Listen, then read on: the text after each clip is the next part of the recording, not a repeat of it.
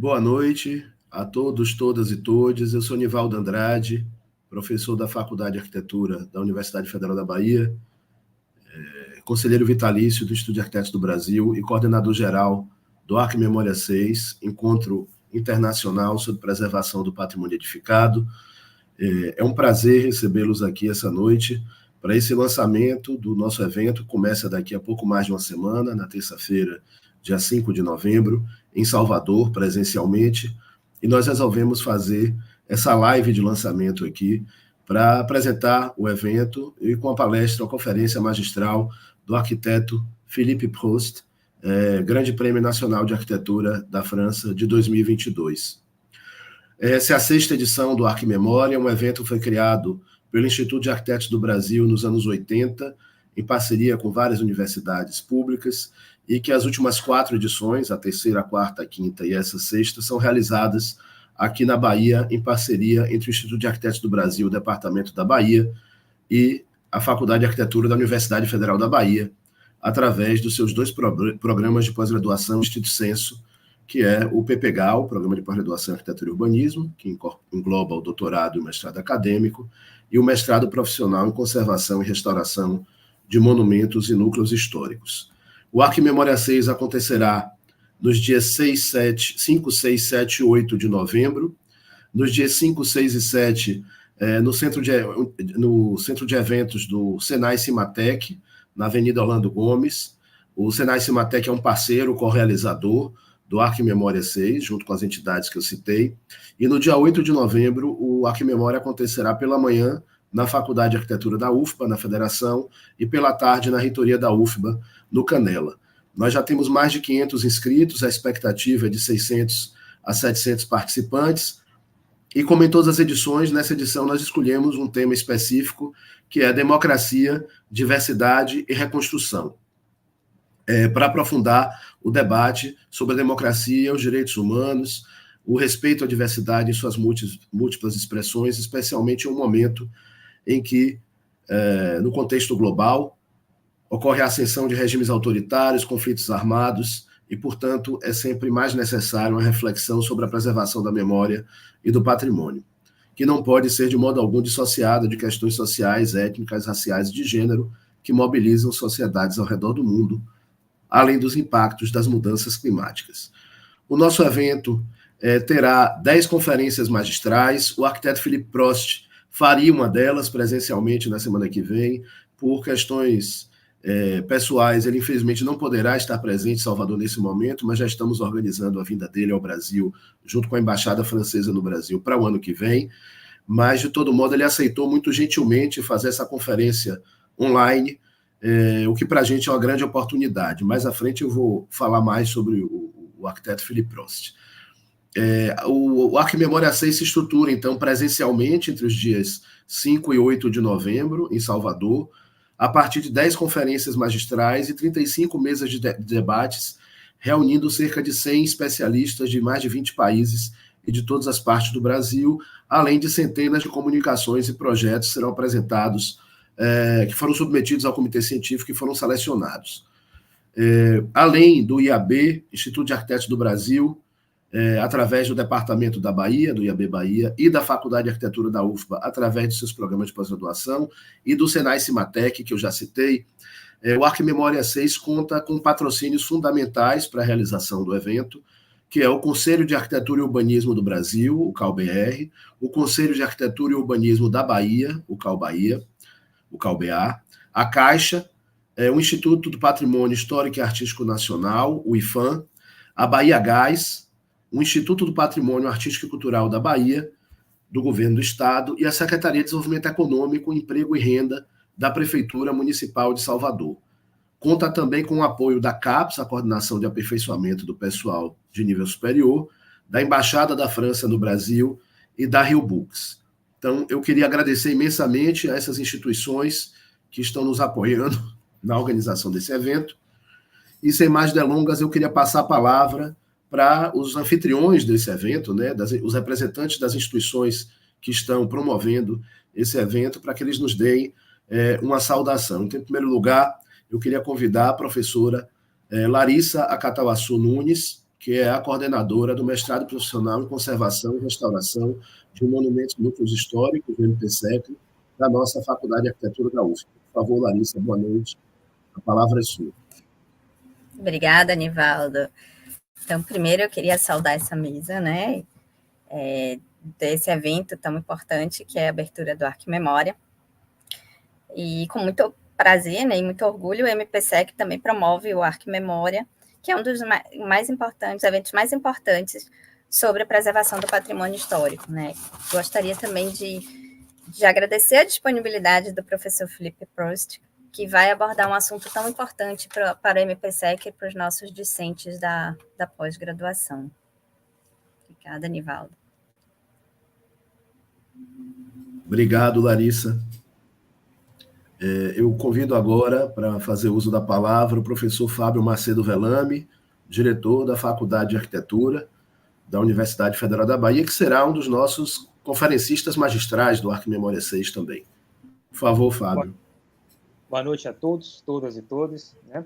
Gostaria de saudar, em nome do nosso coordenador do evento do Arquimemória de Nivaldo, de toda a mesa, professor Odílio, né, presidente do IAB, Larissa Catuaçu, né, e dar as boas-vindas ao nosso palestrante, Felipe Couto, né, dirigir a Notre Venemont, né, Arquimemória 6, né, grande evento que vem se consolidando aos últimos anos, um dos eventos mais importantes no campo do patrimônio no país de cunho internacional, que agrega pesquisadores não só do Brasil, mas da América Latina e de todos os continentes, e que traz nesse tema, nesse ano, acho que um avanço extremamente importante no momento histórico que vive o Brasil e o mundo, como bem falou o professor Nivaldo, né, democracia, diversidade e reconstrução, um momento que, né, os regimes autoritários, né, de extrema-direita vêm alcançando certos espaços, né, em diversos países, onde a necessidade de respeito à diferença se torna um paradigma fundamental para a humanidade no campo da diversidade, e traz a pujança desse debate a partir dos seus 4 eixos principais, né, que é o patrimônio, democracia e direitos humanos,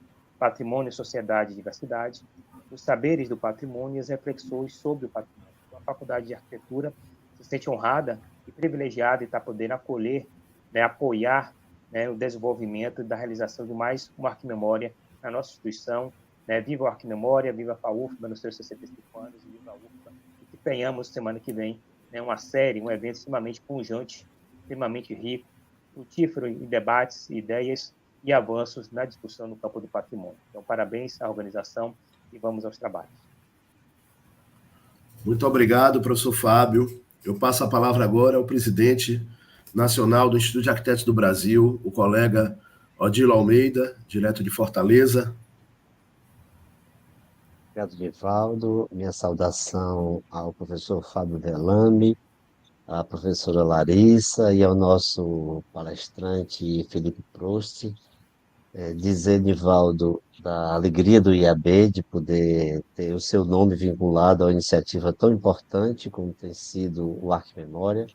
Eu acho que eu participei de 3 Arquimemórias, esse infelizmente não vou participar porque estou entre 2 viagens internacionais, uma que eu fiz para o México, outra vou fazer para Kuala Lumpur, não vou poder fazer uma terceira viagem, mas assim, o IAB,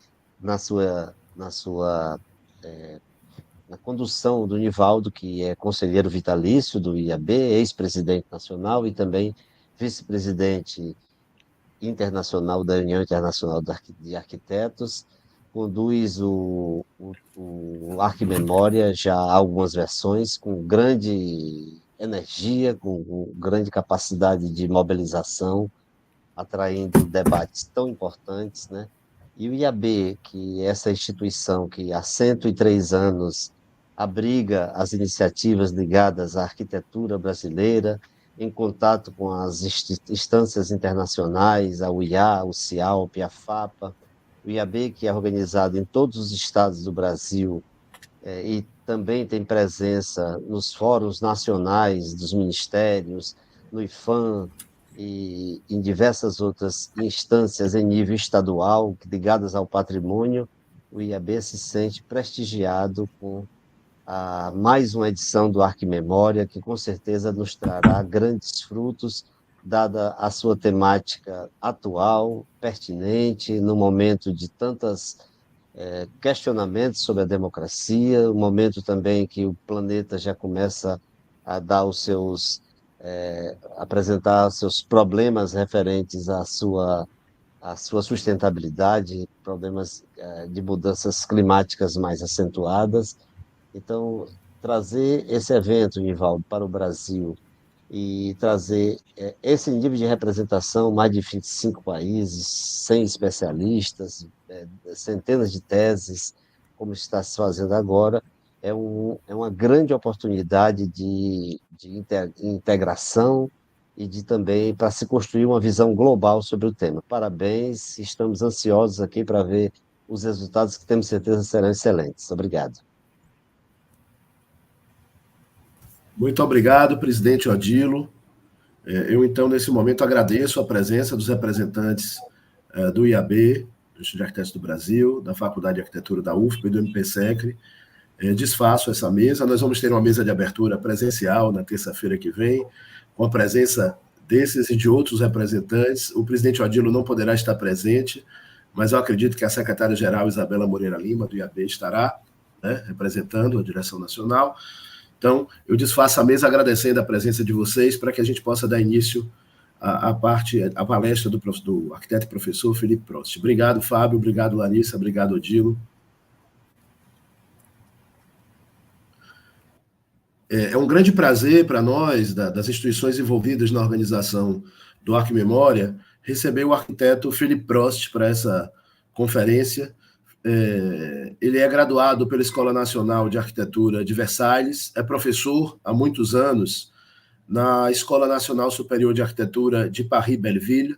Ele cursou a École de Chaillot, que é o mestrado, o curso de especialização que existe desde o século XIX, o mais antigo do mundo, para a formação de arquitetos para a restauração de monumentos, e que na legislação francesa existe uma categoria chamada architecte du patrimoine, arquiteto do patrimônio, que são aqueles que estudaram nesse curso e, portanto, estão habilitados a intervir em bens tombados.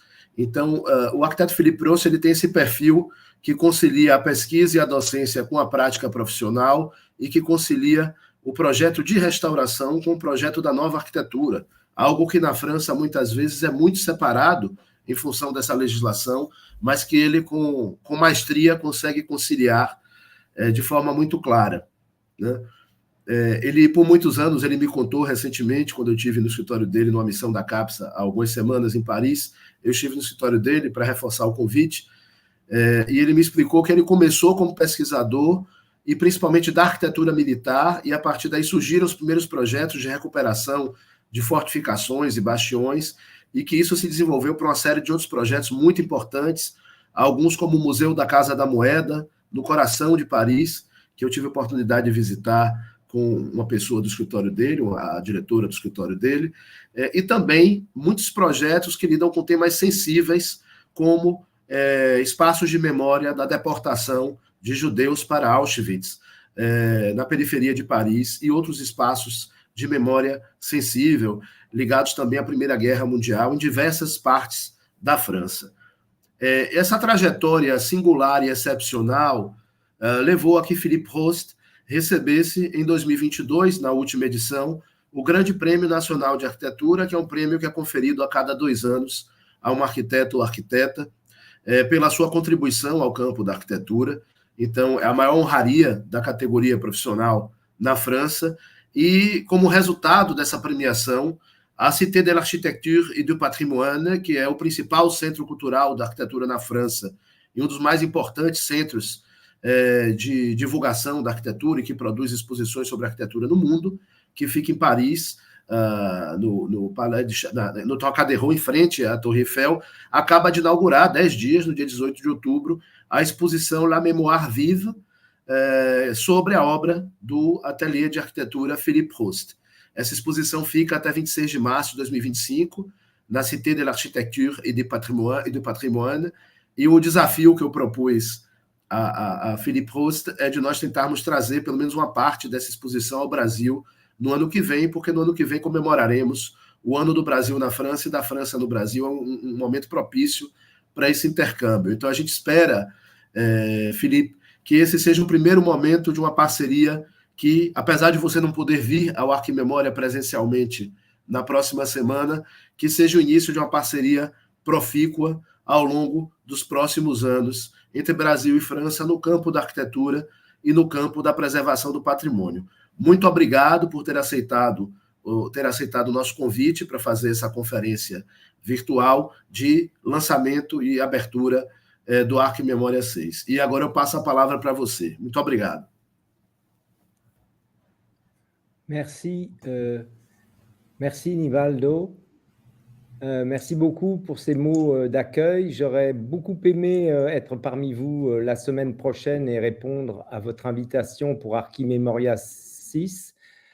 Malheureusement, un problème de genou me bloque à Paris, mais j'espère vivement pouvoir venir vous rencontrer et vous voir au Brésil en 2025.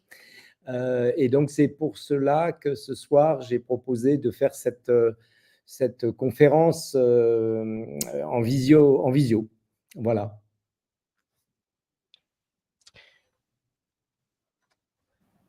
Obrigado, Nivaldo. Eu gostaria muito de estar aqui presente com vocês nesse evento do Arc Memória 6, mas como eu tive um problema no joelho, eu não pude comparecer. Porém, eu estou esperando muito por esse próximo evento em 2025, onde eu espero estar com vocês. Alors, ce soir, Nivaldo m'a demandé de vous parler du travail que je mène depuis maintenant quelques décennies. Et j'ai choisi quelques projets pour essayer d'expliquer l'idée que je me fais de l'architecture et du patrimoine, qui pour moi ne font qu'un, et l'idée que j'accorde à la mémoire dans l'architecture, la place que j'accorde à la mémoire dans l'architecture. Hoje à noite eu vou falar um pouco sobre meus trabalhos que estão ligados à arquitetura e ao patrimônio, e eu escolhi um projeto específico que vai trazer essa ideia onde ligamos a arquitetura e o patrimônio em específico.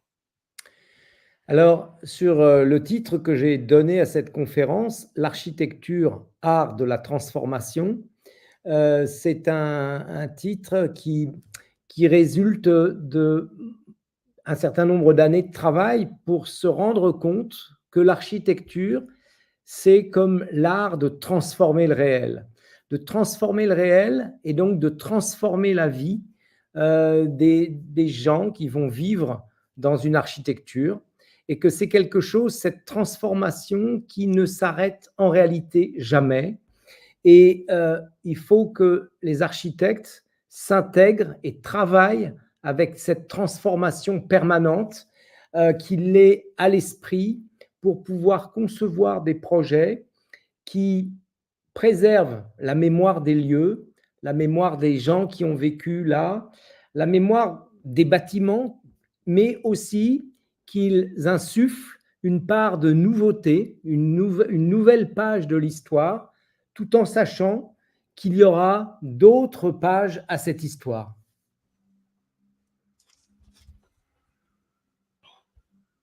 Bom, o título que eu escolhi desse trabalho é Arquitetura, Arte da Transformação.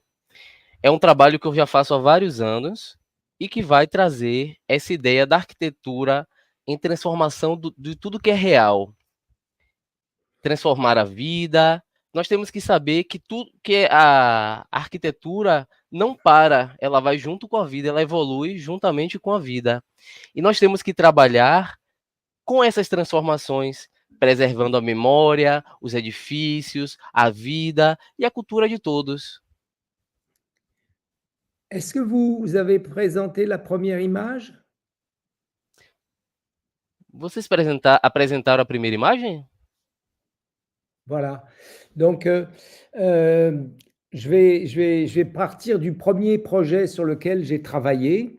J'ai commencé à travailler en tant que chercheur en histoire de l'architecture, et j'ai travaillé sur les ingénieurs militaires et les fortifications en France, qui occupaient une place importante. Et j'ai eu la chance de faire une rencontre avec un propriétaire de citadelle. Vous la voyez sur l'écran, la citadelle de Belle-Île-en-Mer, en Bretagne, et qui m'a proposé de travailler à ses côtés. Et c'est comme cela que je suis passé de la recherche à la pratique et que je me suis lancé en tant que praticien.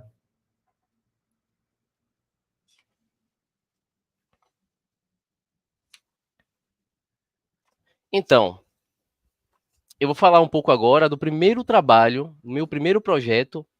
Eu antes era pesquisador em história da arquitetura, trabalhei com engenharia, militares, sobretudo, e eu trabalhando com essas pessoas e com esse trabalho de pesquisa, foi aí que eu vim para o campo de atuação, lá na Bretanha, e eu pude passar dessa transição de pesquisa ao campo de atuação.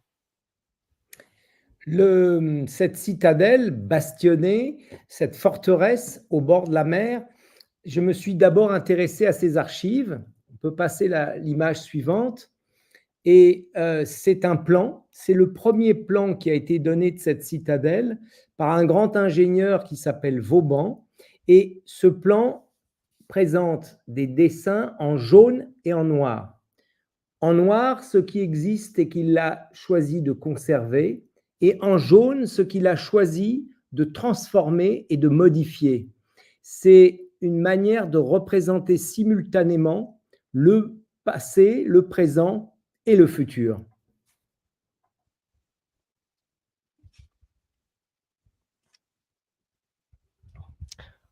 Bom, assim que eu passei a prática, eu trabalhei em esse forte que nós vimos na imagem, que se encontra frente ao mar. Eu me interessei primeiramente aos arquivos que foram feitos sobre esse forte, todo o centro de pesquisa e principalmente a um trabalho de engenheiro francês que se chama Vauban.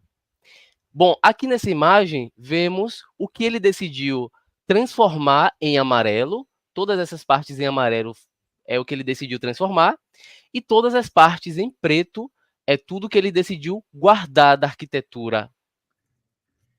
Cette manière de représenter l'architecture, elle est utilisée par les ingénieurs militaires dès le XVIIe siècle. Et quand j'ai travaillé sur cette citadelle, j'ai observé tous ces plans et je me suis rendu compte que cette citadelle était en permanence en train d'être transformée. Et elle est transformée avec à la fois la pierre et la terre.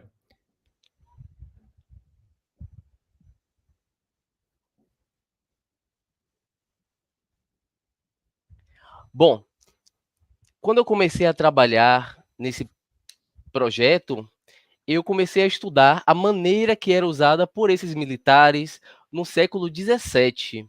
E eu entendi um pouco desse trabalho e da transformação que acontecia todo o tempo. E eu notava principalmente as diferenças quando se fala em pedra e terra. Era o que mais me chamava a atenção. Et en travaillant sur ce site pendant presque 15 ans, j'ai eu l'occasion de voir le temps à l'œuvre. C'est-à-dire que ce talus de terre que vous voyez là, eh bien la terre, elle se tasse, l'herbe pousse dessus, elle tient cette terre, et c'est cette matière-là, c'est une matière qui vous fait prendre conscience du temps et du temps long de l'architecture, ainsi que la pierre que vous voyez sur le rempart, sur les murs de fortification. Donc, là aussi, c'est un ensemble qui a été plusieurs fois modifié, transformé, réparé. Et on apprend, quand on travaille sur le temps long, à observer ces éléments et à se rendre compte qu'au premier regard, ils nous semblent toujours les mêmes, et que quand on les regarde de près, on s'aperçoit qu'ils se modifient légèrement ou qu'ils ont été restaurés, transformés, modifiés pendant des siècles en réalité.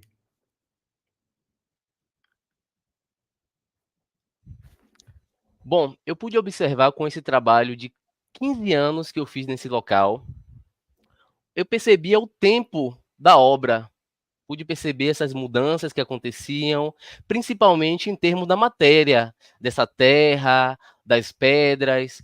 Eu via, primeiramente, a terra, eu percebia essa grama crescendo, e eu notava também, né, com o passar desse tempo, a mudança que ia acontecendo nas pedras.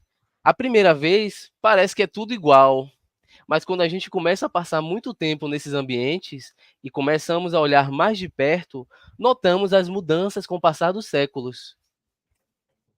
Et sur ce travail de restauration, il a commencé par un travail de réparation. On le voit sur l'image suivante.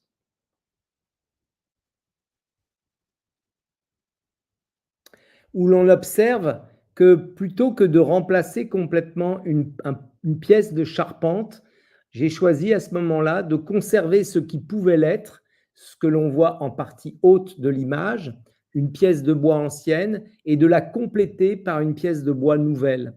Et ce faisant, je suis rentré dans le travail de ce processus de transformation, de modification, mais qui est un travail au long cours et qui vise à conserver le maximum de ce qui peut l'être.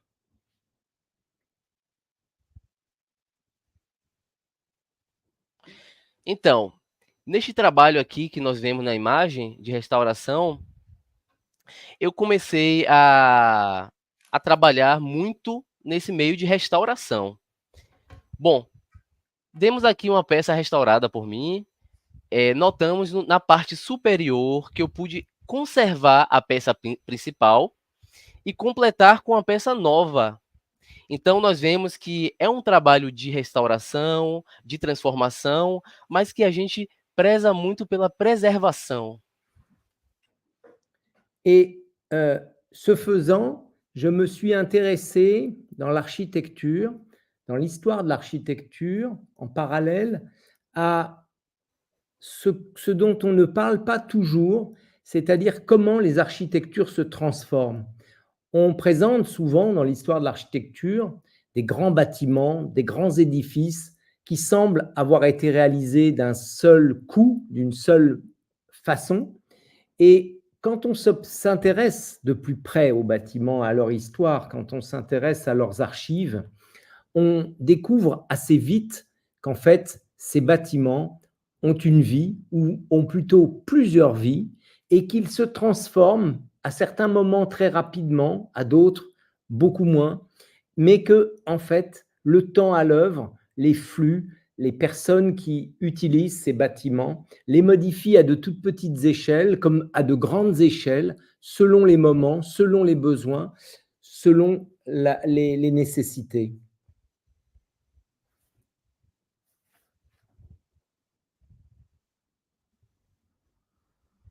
Então, eu pude ver também, com o passar do tempo, que esses edifícios eles vão se transformando muito.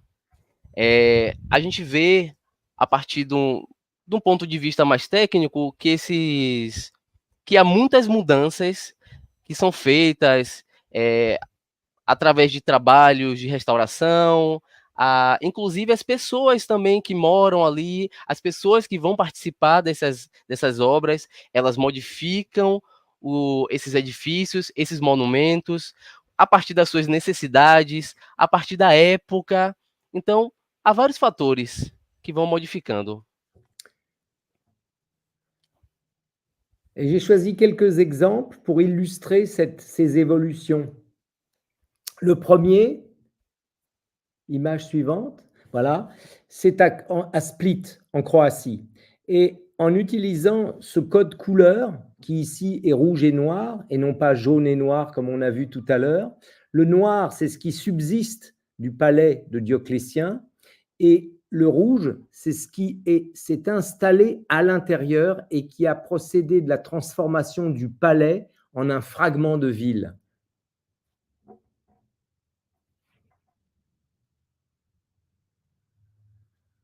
Então, nós podemos notar aqui,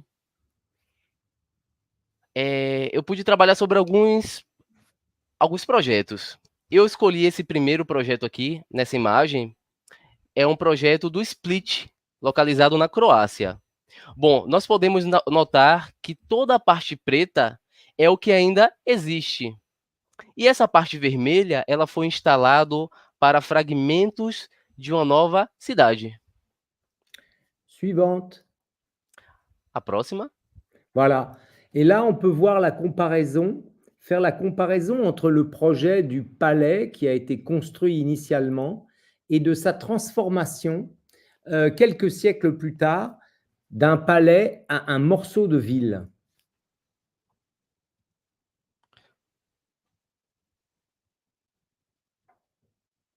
Aqui nessa foto, nós vemos a comparação do projeto inicial que foi dado há séculos atrás, há séculos depois, e ao que foi o projeto desta cidade que nós vemos na imagem. Et c'est ce que l'on voit ici, c'est-à-dire on voit les restes de ce palais, et puis on voit sur la droite des fragments de bâtiments, d'habitations qui se sont installés dans les systèmes d'arcades, qui sont venus transformer cette structure tout en conservant l'essentiel. Et on voit aujourd'hui que c'est devenu un lieu extrêmement touristique où le public est confronté à ce choc des époques, à cette transformation, à ce changement de destination qu'a connu ce palais.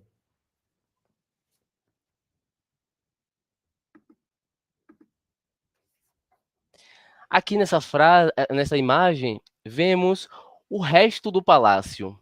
Podemos ver atrás partes ainda da cidade que foram misturadas com esse palácio, e vemos também que hoje esse lugar se tornou um lugar turístico muito importante, e é algo que choca o público, porque eles notam essa diferença do novo com a mistura do antigo e essa transformação que esse lugar sofreu. Suivante. O próximo. Un exemple très très connu, celui de la basilique de Vicence conçue par Palladio, qui nous offre l'image d'un bâtiment assez exceptionnel, unique dans l'œuvre de ce grand architecte. Et si on passe la suivante, on va découvrir sur le plan en rouge et noir, eh bien qu'en fait Palladio a conservé en son cœur le bâtiment médiéval, qu'il a réemballé par une nouvelle façade, qu'il a modernisé à la demande des élus de l'époque, et qui finalement, si on reste sur la place, on peut imaginer que tout ce bâtiment est un bâtiment du XVIe siècle, alors qu'en fait, son cœur date de l'époque médiévale et a conservé les traits d'une architecture médiévale à l'intérieur.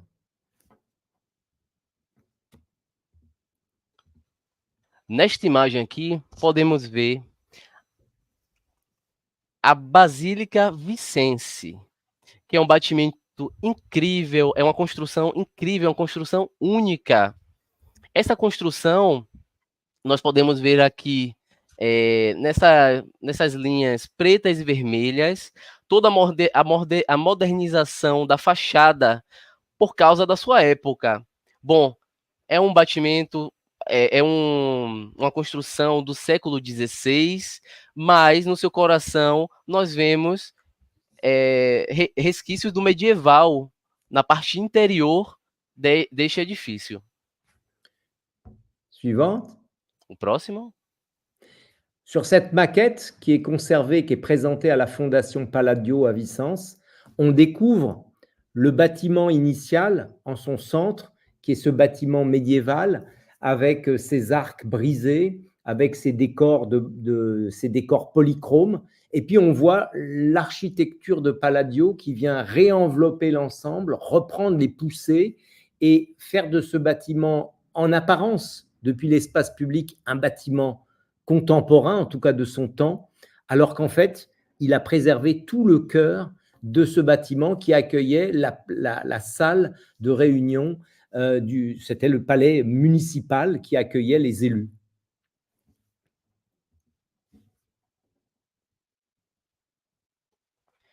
Aqui nessa maquete, nós podemos ver a apresentação de um prédio histórico medieval.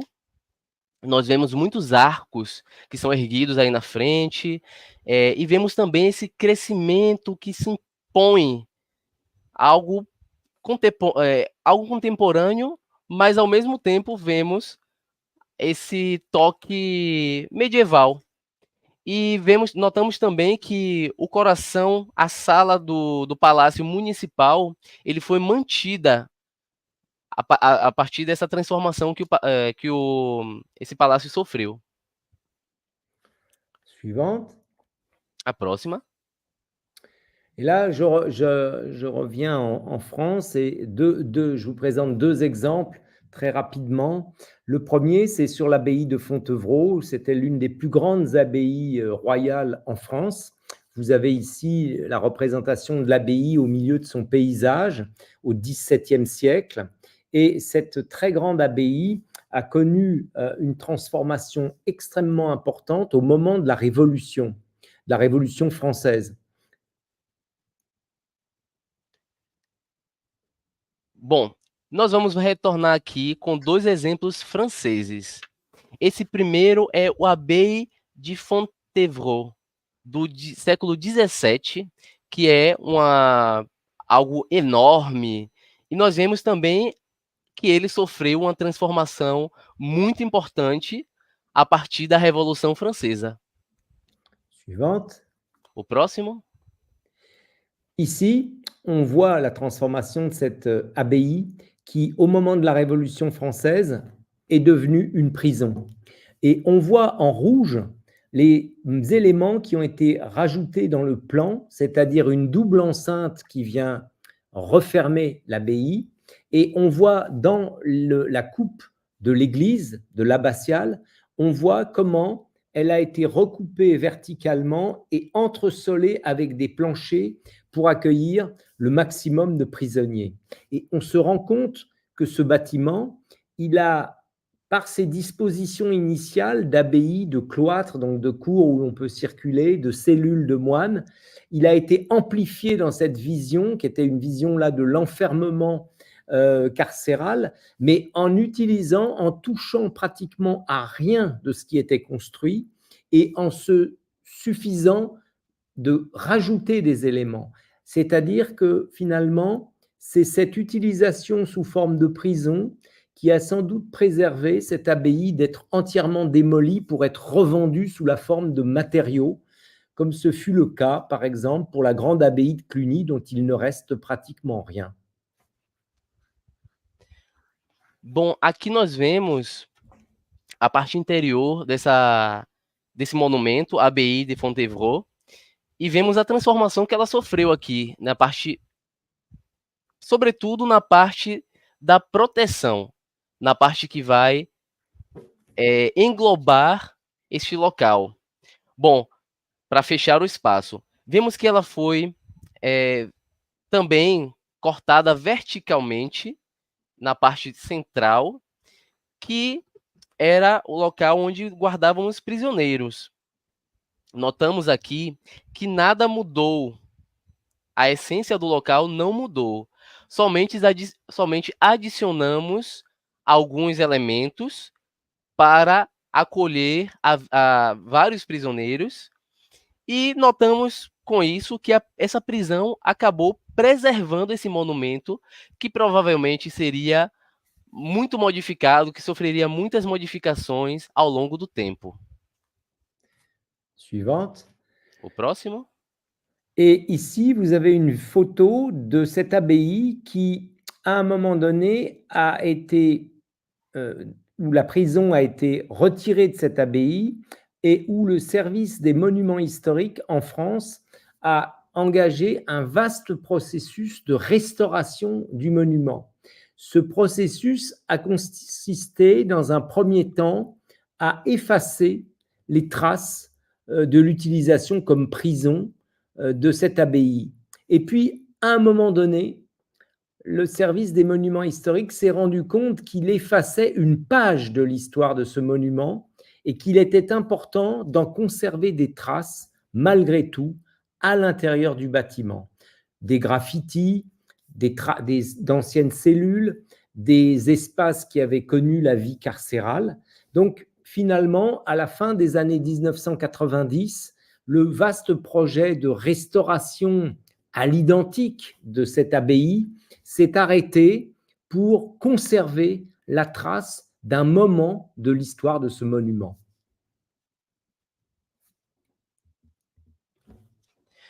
Bom, aqui nós podemos notar a foto da ABI, que foi uma antiga prisão.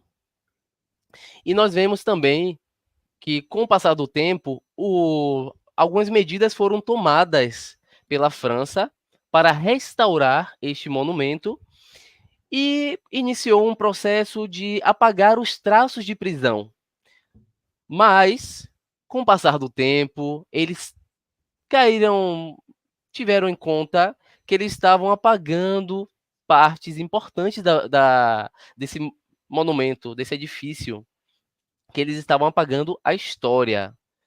Então, eles começaram a preservar alguns grafites que foram feitos pelos prisioneiros, na parte, sobretudo, interior, e eles iniciaram um outro processo, que foi o processo de parar esta restauração e conservar o que tinha sido deixado pelos prisioneiros como parte da história. Suivante. Próximo, por favor. Dernier exemple, la Halle au Blé à Paris. Sans doute, ça ne vous dit pas grand-chose. C'est un bâtiment et pourtant, vous le connaissez aujourd'hui dans une autre forme. Cette Halle au Blé était destinée à stocker le blé en plein cœur de Paris. Ce bâtiment de plan circulaire abritait dans le corps du cercle des stocks de blé pour nourrir Paris. Il est construit au XVIIIe siècle.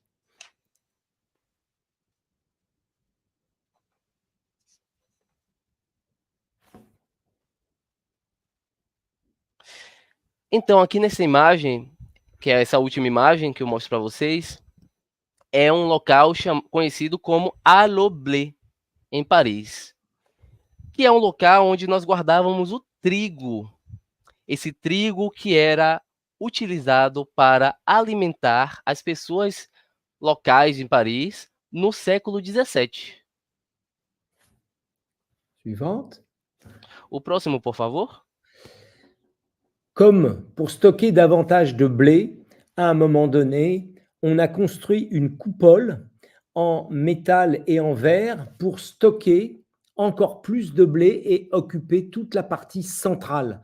Vous le voyez ici dessiné en rouge et noir, et vous voyez que ça a procédé par un ajout d'un élément et tout le reste du bâtiment a été conservé tel qu'il était.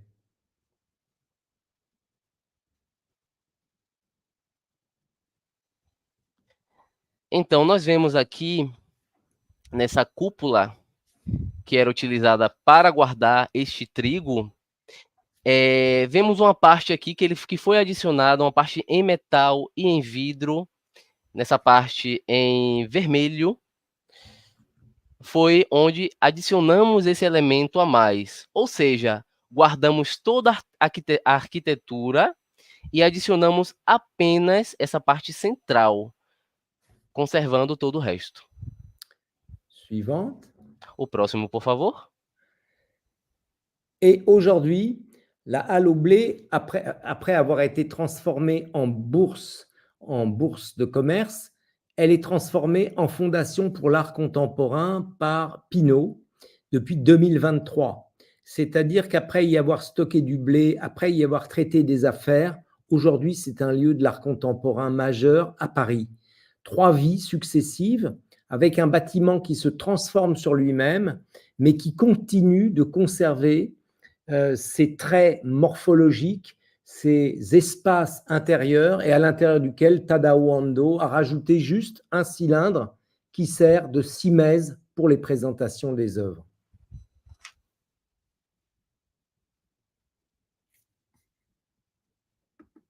Então, aqui vemos essa Halle au Blé, que foi transformada inicialmente em uma área de comércio, e hoje vemos a Fundação Pinault, hoje em 2023, que é um local de arte contemporânea maior em Paris, e hoje nós vemos que apesar de todas essas transformações que este edifício sofreu, nós prezamos em guardar a sua arquitetura. Vemos também que alguns detalhes foram adicionados, como um cilindro, mas a sua arquitetura permanece. Suivante. O próximo, por favor. D'où l'idée que l'architecture est l'art de transformer le réel, que j'ai développé dans le cadre d'un cours à l'école d'architecture de Paris-Belleville et dont je suis en train de préparer un livre pour montrer, pour essayer de décrire, de dessiner une autre manière d'aborder l'architecture en comprenant ces mutations, ces transformations au contact des besoins de l'humanité, au contact des nécessités, au contact des évolutions, et il va y en avoir d'autres avec le climat. Donc, c'est cette idée que l'architecture transforme nos vies, mais que nous transformons également l'architecture.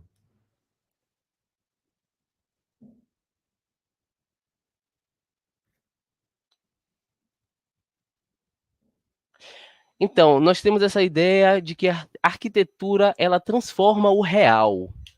Eu estou preparando um livro para mostrar uma outra perspectiva sobre a arquitetura, uma perspectiva em qual guardamos a história, que guardamos esse contato das evoluções, tendo em conta aspectos importantes como a humanidade, o clima, que é algo recorrente, que está sendo muito comentado ultimamente, e sabemos que a arquitetura é a arte que transforma o real. Ela transforma nossas vidas, mas nós também devemos transformar a maneira em que fazemos a arquitetura. Suivante. O próximo, por favor. Et cette transformation, elle s'opère, à mes yeux, à toutes les échelles. Elle s'opère à l'échelle de l'architecture, elle s'opère à l'échelle de la cité, de la ville, et elle s'opère à l'échelle du paysage. On a devant les yeux des édifices, des fragments de ville, des fragments de paysage qui se transforment en permanence avec des rythmes plus ou moins rapides, qui ont une durée de vie beaucoup plus longue que nos vies d'êtres humains, mais si on s'y intéresse, on se rend compte de cette transformation. Le premier exemple, c'est la Monnaie de Paris à l'échelle de l'architecture, et vous avez ici la vue de la cour intérieure de ce palais qui donne sur la Seine que Nivaldo a pu visiter, et je vous laisse traduire parce que là je parle trop. Bom, nós vemos que essa transformação, as transformações arquitetônicas, estão perdendo um pouco o valor da história. Estão eliminando elementos de valor, de grande valor da história.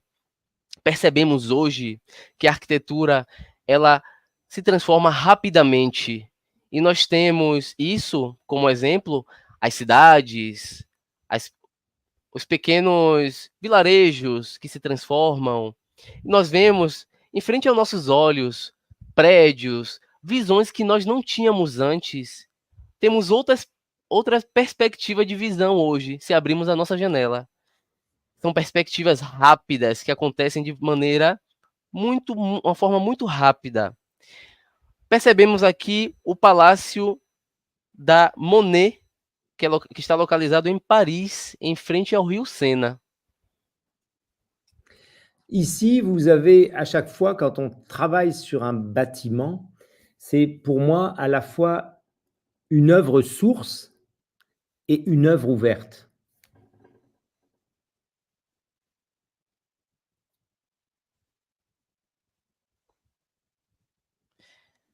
Quando nós trabalhamos em algum edifício, em alguma construção, nós temos algo que a gente pode chamar de uma obra de uma obra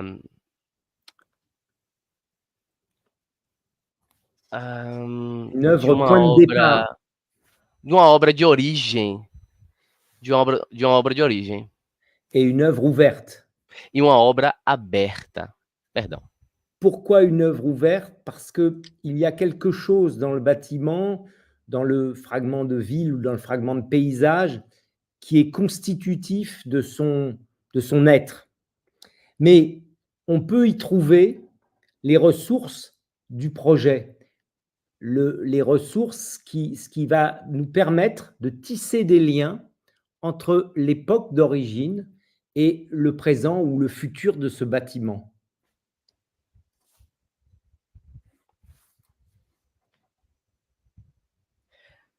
Nós temos, a partir dessas obras, temos algo que é o fragmento da cidade, né? Nós podemos notar que hoje podemos encontrar em projetos a sua construção original e que nós temos que tentar ao máximo transformar esse projeto, preservando e unindo o antigo com o novo.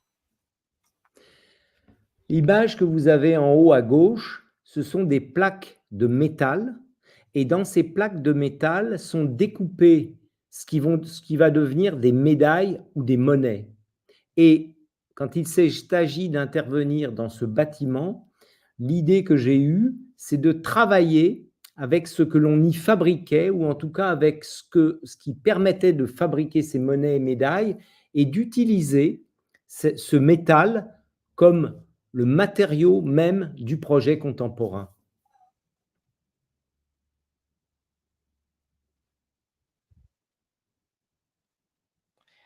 À esquerda nós temos uma placa de metal, que ela foi cortada e utilizada como moedas, como medalhas, e eu tive a ideia nesse projeto de utilizar esse próprio metal como material para um projeto contemporâneo.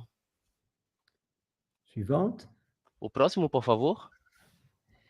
Et vous voyez ici une des cours du Palais de la Monnaie, et vous voyez sur la droite de l'image ces panneaux de métal ou sur le plafond d'autres panneaux de métal qui sont devenus la marque, l'écriture même du projet, quand il s'agissait d'habiller un fragment de façade disparu ou quand il s'agissait d'habiller un plafond. En fait, ce matériau qui est l'essence même de ce qu'on fabrique sur place, ces monnaies et médailles, est devenu le matériau du projet. Et évidemment, il résonne avec cette architecture de pierre néoclassique parce qu'il est l'essence même du travail qui se produit à l'intérieur de ces lieux.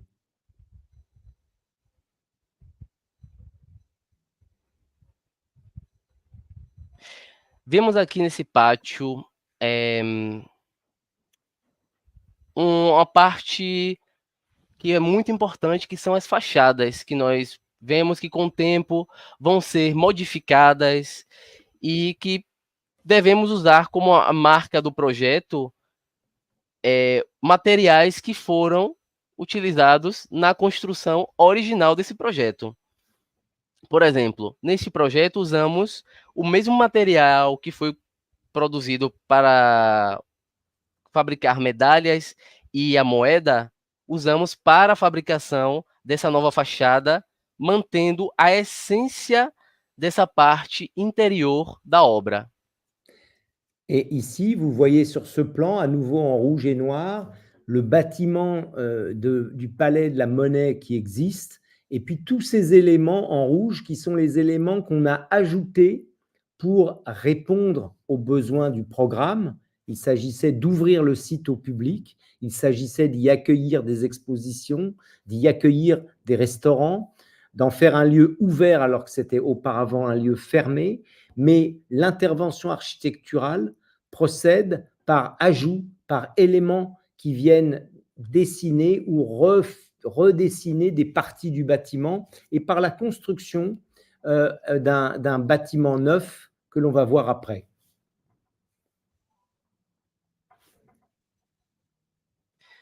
Então, aqui vemos nesse projeto essas partes em vermelho e preto, que foram elementos que foram modificados para melhorar este projeto inicial.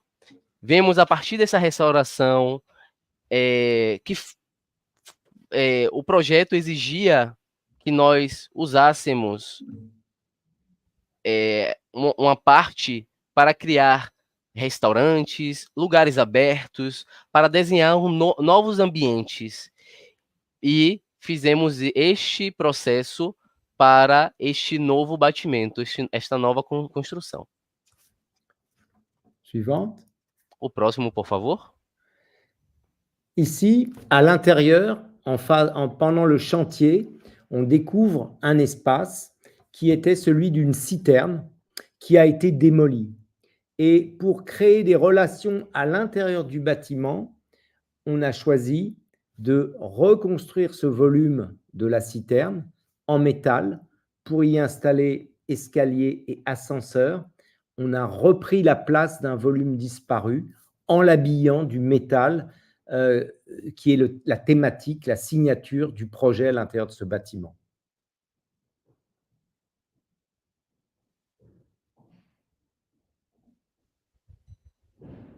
Então, aqui vemos no interior desta obra que foi uma cisterna que foi demolido. Nós reconstruímos utilizando partes de metal, que foi a essência do projeto, para a criação, sobretudo de escadas e de elevadores, reutilizando esse metal que estava quando esse projeto foi assinado. Suivante. O próximo, por favor. Et là, vous pouvez découvrir ce volume qui s'est installé sous cette coupole et qui nous permet de relier des espaces à la fois pour le public, pour la partie musée, et pour les travailleurs, pour la partie usine, où on continue de fabriquer des pièces de monnaie, des pièces de collection, où on continue de fabriquer des médailles.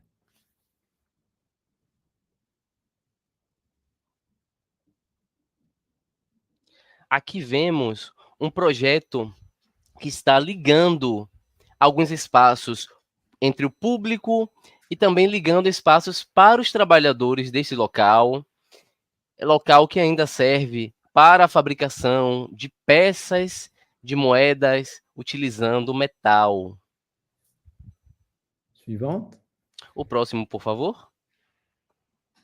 Et là, vous voyez un bâtiment nouveau qui est un atelier d'outillage et de gravure qui est venu se glisser dans une cour et qui s'est installé entre des bâtiments en pierre de taille en utilisant cette vêture, ce revêtement métallique. Ici, c'est du cuivre.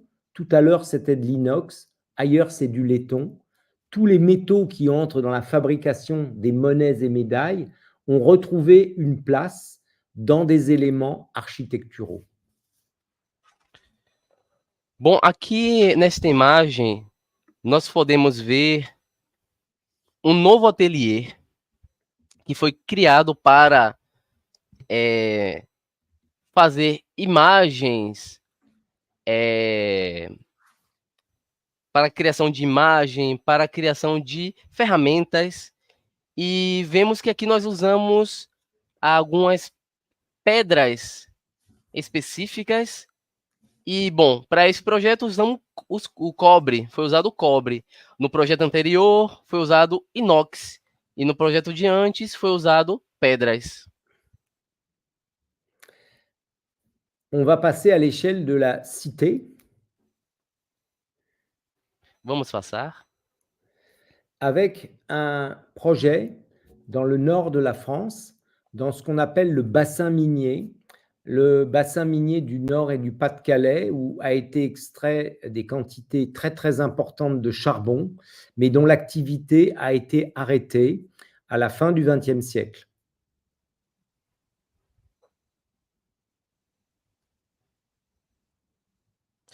Bom, nesta imagem, vemos a escala de uma cidade localizada no norte de Calais, é uma região da França, onde vemos uma bacia de minério.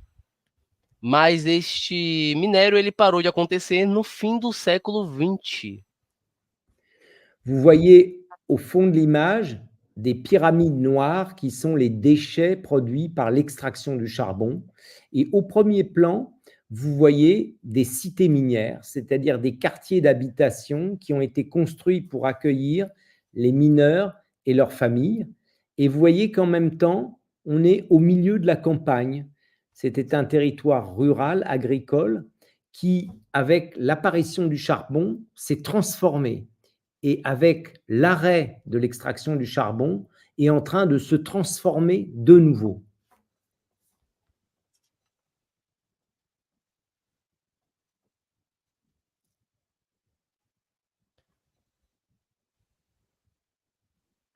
Então, aqui nesta imagem, vemos no fundo umas pirâmides pretas de carbono, porque se trata de uma área de minas. Nós vemos esse choque entre uma zona completamente interiorana, onde nós vemos uma população que foi trazida para este local, os mineiros e as suas famílias, para trabalhar neste campo. Uma zona que antes era completamente rural, se transformou em uma zona de mineração e a extração do carvão. Bom, vemos hoje que vamos ver que essa cidade se transformou novamente. Suivante. O próximo, por favor. Ici, à nouveau, le matériau. Toute cette région, le sol est argileux et en fait, on utilise, toutes ces cités minières ont été construites avec de la brique. Et là, c'est le matériau que vous voyez qu'on a utilisé pour habiller un nouveau bâtiment qu'on a construit au milieu des anciens bâtiments, qui est de la terre cuite émaillée.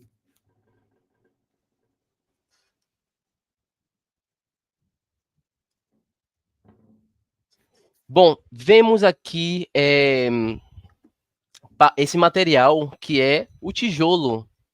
Bom, o solo deste ambiente é um solo argiloso. E esse tipo de tijolos eram utilizados nas construções de casas e nas construções locais. E temos algo também que é chamado um material que é uma terra que é como se fosse uma terra torrada, que é utilizada para as construções. Suivante. O próximo, por favor. Ici, vous avez deux cartes côte à côte. À gauche, la carte du territoire avant que l'on commence à exploiter le charbon. C'est un morceau de campagne avec une rivière, avec quelques petites maisons. À droite, vous avez le plan du même secteur. On a toujours la rivière, les quelques anciennes maisons, mais on voit la construction de toute une série de cités minières. Et en rouge, celle sur laquelle nous avons travaillé, qui s'appelle la Cité des électriciens, et qui est un ensemble dont je vais vous parler ensuite. Bom, vemos nestas duas imagens, dois mapas. À esquerda é o mapa de antes da exploração do carvão. Nós notamos aí um rio. Este rio vai permanecer ainda na imagem à direita, porém nós vemos estas zonas em vermelho, que são as cidades dos eletricistas, que eu vou abordar agora. Suivante. O próximo, por favor. Quand on a visité la cité au moment du concours d'architecture, on a découvert une cité qui était en très mauvais état. Il n'y avait plus aucun habitant.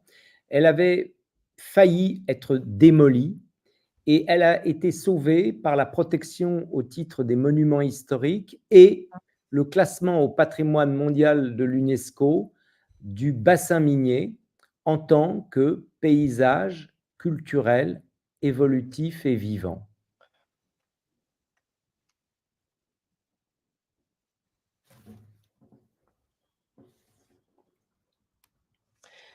Então, vemos aqui nesta imagem, é uma imagem que tiramos quando visitamos esta cidade, esta cidade se encontrava em um mau estado de conservação.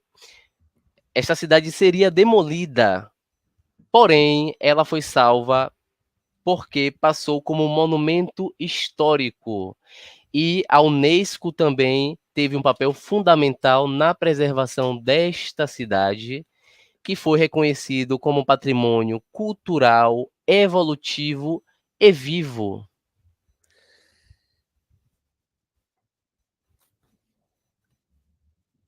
Suivante. O próximo, por favor. Et là, on voit à nouveau les interventions qu'on a pu mener à l'intérieur des bâtiments existants, leur restauration, mais pour y accueillir un centre d'interprétation à propos du paysage, du paysage minier, on a été amené à construire un bâtiment neuf, en rouge sur le plan, à l'emplacement d'un bâtiment qui avait été démoli, qui occupait déjà cette position, et on a choisi de le travailler avec une problématique environnementale, c'est-à-dire comment construirait-on dans une volumétrie équivalente aujourd'hui un bâtiment que l'on souhaiterait être durable, que l'on souhaiterait utiliser des matériaux naturels et lui donner une grande pérennité.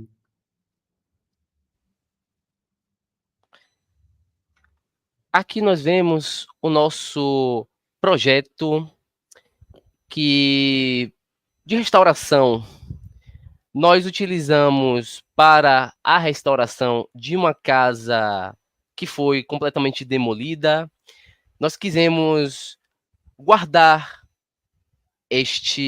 o modelo que era utilizado antes, utilizando materiais que fossem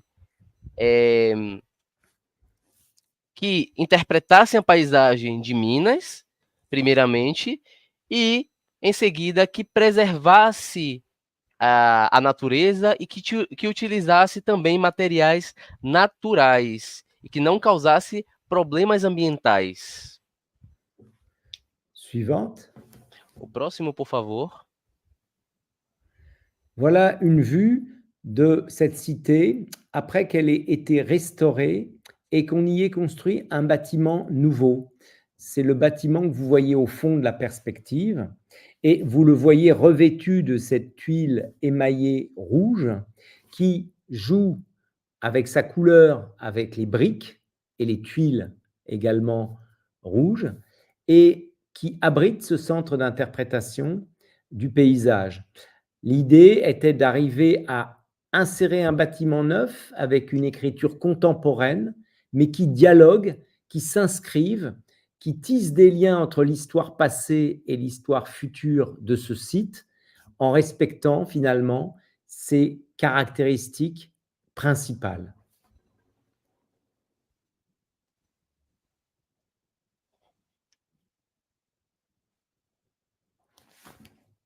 Nós vemos aqui nesta imagem, no fundo, a casa que foi restaurada, que foi construída. Vemos essa casa de cor vermelha. Ela foi construída utilizando um material completamente diferente, um material que respeitasse as normas mencionadas anteriormente. Esta nova casa foi pensada para interpretar a paisagem, para se adequar à paisagem, inserindo materiais contemporâneos, utilizados também para preservar e guardar as características principais e as características, sobretudo, históricas. Merci. Suivante. Obrigado. O próximo, por favor. À l'échelle du paysage, c'est la grande échelle. Et j'ai choisi, pour illustrer cette transformation à l'échelle du paysage, de vous parler du mémorial international de Notre-Dame de Lorette, construite non loin de la Cité des Électriciens, sur une colline qui fut le théâtre de combats extrêmement violents durant la Première Guerre mondiale. Então, aqui nós vemos, nesta paisagem, uma transformação memorial. É a transformação da Necrópole Nacional de Notre-Dame de Lorette, que é um patrimônio nacional. Un concours a été lancé pour y installer un mémorial international. Pourquoi un mémorial international? Parce que le président de la région souhaitait que soient ici réunis tous les combattants, ennemis et alliés d'hier, réunis selon le strict ordre alphabétique, par ordre alphabétique des noms, et qu'un monument soit installé là pour commémorer finalement la paix et non plus la guerre. Et ce monument, il a pris la forme d'une ellipse que vous allez découvrir.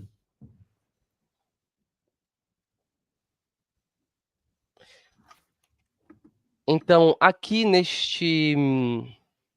nós fizemos uma interpelação do Estado para que esse memorial se tornasse um monumento internacional, para reunir todos os combatentes por ordem alfabética, e que esse monumento seja instalado para representar a paz e não a guerra. E utilizamos também este monumento para representar uma forma de uma elipse. Suivante. Vous voyez là les noms qui sont gravés sur des panneaux de métal et qui sont gravés et qui sont présentés comme sur les grandes feuilles d'un livre qui viennent s'inscrire dans ce paysage. 600 000 noms. 600 000 noms qui sont réunis par l'ordre alphabétique et qui devaient prendre place sur ce terrain à côté de la nécropole nationale et être un symbole, un monument à la paix.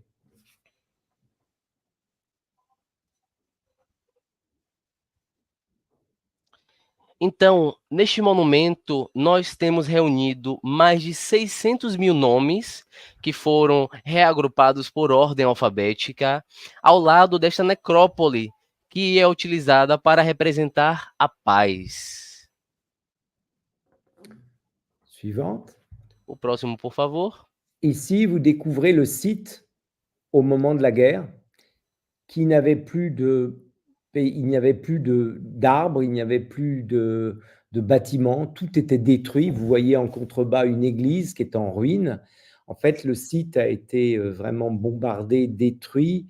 La conquête et la reconquête de cette colline a occasionné plus de 100 000 morts. Et dans tout le territoire de ce Nord et ce Pas-de-Calais, c'est plus de 600 000 morts qu'a fait la Première Guerre mondiale, venant de tous les continents. Représentant plus de 42 nationalités. Et c'est évidemment une image saisissante qui parle de cette Première Guerre mondiale, qui est la première guerre industrielle et la première guerre de mort massive.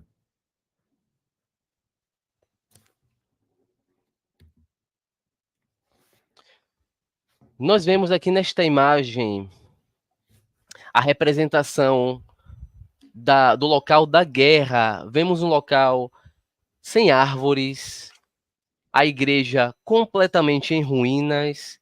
A partir dessa conquista, nós temos 100 mil mortos no início e, em seguida, podemos contar 600 mil mortos de 42 nacionalidades. Esta primeira guerra apresenta um teor industrial, marcando uma primeira guerra contendo um número de mortes massivos. O próximo, por favor. À la suite de la guerre, les Français ont décidé de construire une nécropole nationale où ne sont réunies que des victimes françaises parmi les armées de ce conflit mondial. C'est cette organisation très géométrique que vous voyez avec l'ombre de la tour-lanterne qui se projette au-dessus des croix et des stèles.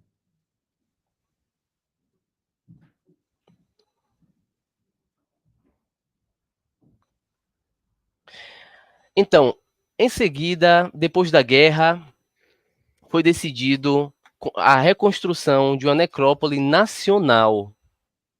E nós vemos essa geometria apresentada aqui na imagem, e vemos também essa necrópole, a sombra da necrópole, que está ao lado de uma cruz. Pour parler de la paix, j'ai choisi de travailler avec l'horizontale. Pour réunir ces noms, j'ai choisi de travailler avec une ellipse pour que l'on puisse les découvrir d'un seul coup d'œil lorsque l'on rentre à l'intérieur de l'ellipse. Para trabalhar com utilizando essa geometria da imagem, ela foi escolhida a parte horizontal para falar da paz, e a parte vertical ela foi usada para falar desta omissão, da falta de algo. Là, on voit cette horizontale qui dialogue avec la verticale de la tour-lanterne, qui s'inscrit dans le plan du site, qui cherche finalement une forme de discrétion, mais qui en même temps a un geste puissant avec la réunion de tous ces panneaux, de toutes ces pages du livre, de tous ces noms, et qui vient se poser en quelque sorte sur le relief, sur la topographie.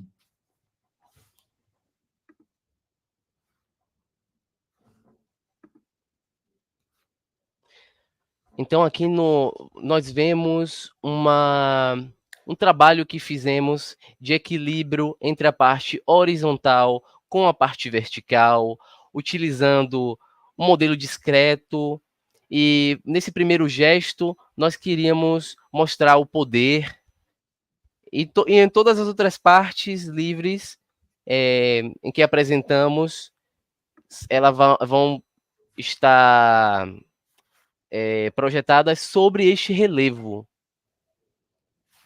Suivante. En plan, vous découvrez la rationalité de cette nécropole nationale qui apparaît comme un quadrillage, comme le plan d'une ville nouvelle, d'une ville des morts. En contrebas, dans la vallée, vous découvrez un village qui s'est reconstruit après la guerre, et le mémorial international, je l'ai voulu un peu comme une sorte de trait d'union entre la ville des morts et la ville des vivants.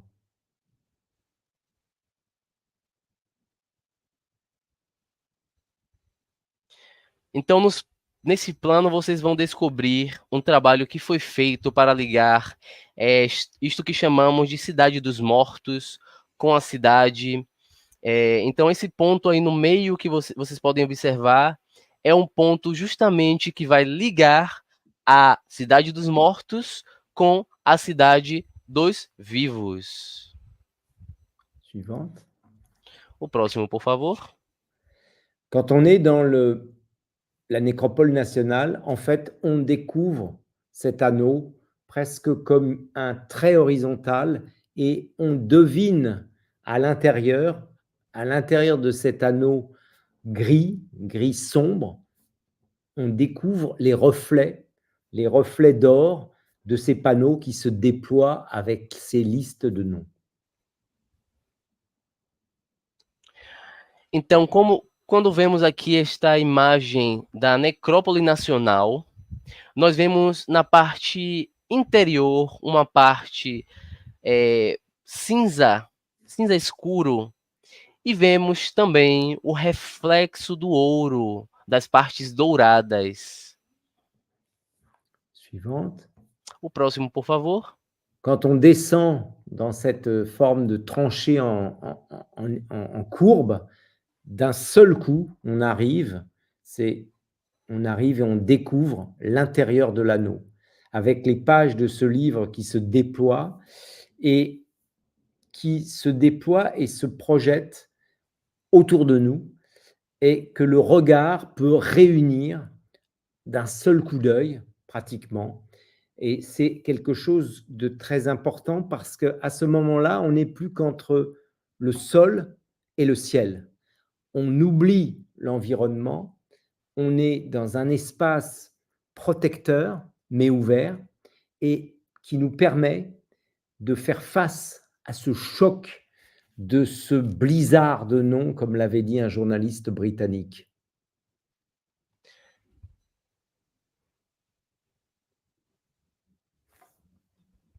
Aqui nesta imagem vemos, descobrimos esta área ao interior deste anel. Podemos notar ao redor de nós apenas o solo e o céu. É um local que poderíamos descrever como um local seguro, que nos traz essa sensação de segurança, onde nós esquecemos todo o resto, e é um local protetor, como foi descrito por esse jornalista britânico. Suivant. O próximo, por favor. Je voulais aussi évoquer la fragilité de la paix et, en jouant avec la topographie, permettre que l'on rentre par en dessous dans l'anneau ou que l'on en sorte en descendant, mais surtout que cette portion d'ellipse fasse que le visiteur marche comme au-dessus du vide. Et comme l'ouvrage est entièrement préfabriqué et assemblé, quand on marche sur le sol de cet ouvrage, on entend le son de ses pas résonner au-dessus du vide.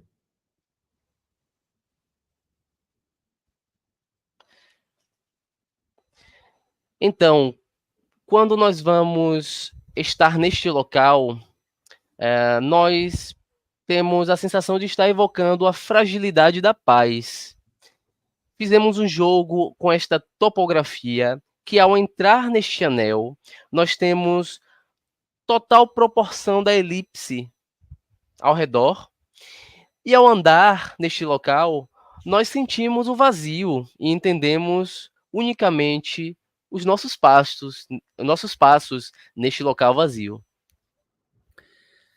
C'est évidemment un projet qui, et là aussi, procède d'un ajout sur un paysage, sur un relief, et qui cherche à la fois à être dans une forme de silence, mais qui cherche aussi à nous attirer, à prendre nos sens, à nous envelopper et à nous faire ressentir un moment très fort, un moment unique, un moment de communion avec la nature, de communion avec l'architecture, dont on garde ensuite le souvenir.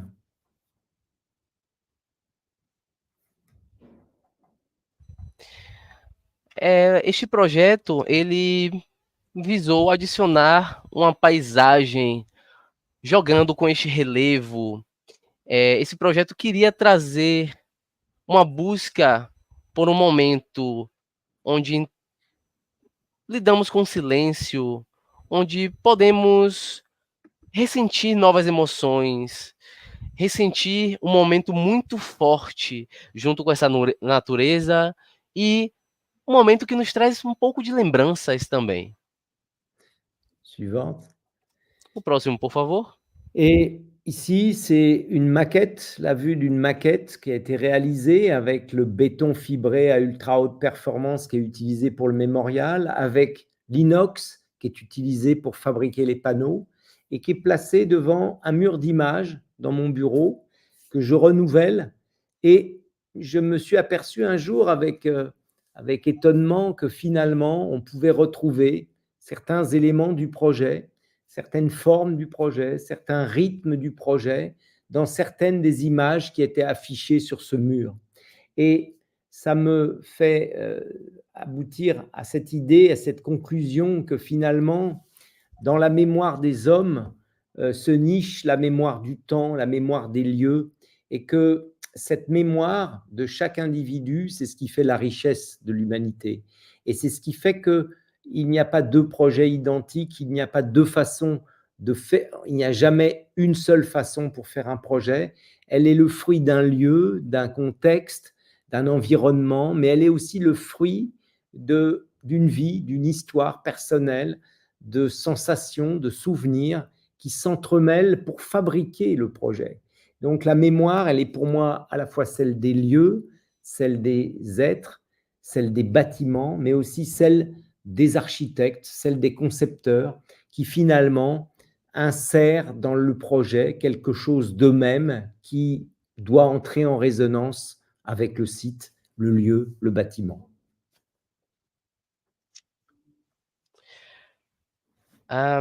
Esta maquete que apresenta este memorial é uma maquete que foi utilizado um material de inox. Ela estava no meu escritório e, olhando para esta imagem, eu pude notar que esta imagem ela traz um pouco de provas sobre nossos projetos que estão dentro das imagens. Eu tive a ideia da memória do homem, essa ideia da memória do homem e do tempo é, para mim, a riqueza da humanidade.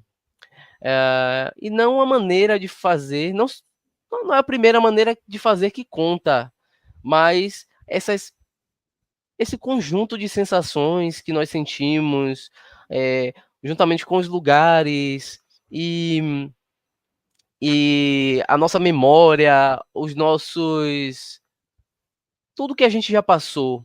Eu gostaria também de ressaltar que os arquitetos, eles vão trazer a memória deles, o toque deles, eles vão adicionar algo de si em cada projeto. Dernière. O último, por favor. Tout ça pour finir cette conférence par cette phrase d'Umberto Eco qui pour moi est très importante et finalement me guide dans la conception des projets. Toute œuvre est ouverte en ce qu'elle peut être interprétée de différentes façons sans que son irréductible singularité n'en soit altérée. Ça veut dire que mon objectif, ma manière d'intervenir sur les architectures préexistantes, sur les paysages, sur les édifices, sur les fragments de ville, c'est de conserver, de préserver ce qui constitue leur singularité, mais tout en ajoutant quelque chose parce que l'œuvre est ouverte en continuant de la transformer, en respectant son identité profonde. Bom, para terminar, eu gostaria de mencionar esta frase de Humberto. Humberto, ele nos guia nos nossos projetos. Toda obra é aberta na medida em que ela possa ser interpretada de diferentes maneiras, sem que a sua irredutível singularidade seja alterada. Meu objetivo era que a gente trabalhasse sobre as paisagens, sobre as cidades, sobre os edifícios, tentando conservar cada singularidade dos locais. Claro que adicionando algo para essa obra, porque nós temos também a ideia de que a obra é aberta, mas a preservação e a conservação são essenciais. Merci beaucoup de votre attention. Obrigado a todos pela sua atenção. Muito obrigado, Felipe. Excelente conferência. Eu não esperava outra coisa. Eu vou pedir a Gustavo que traduza na sequência.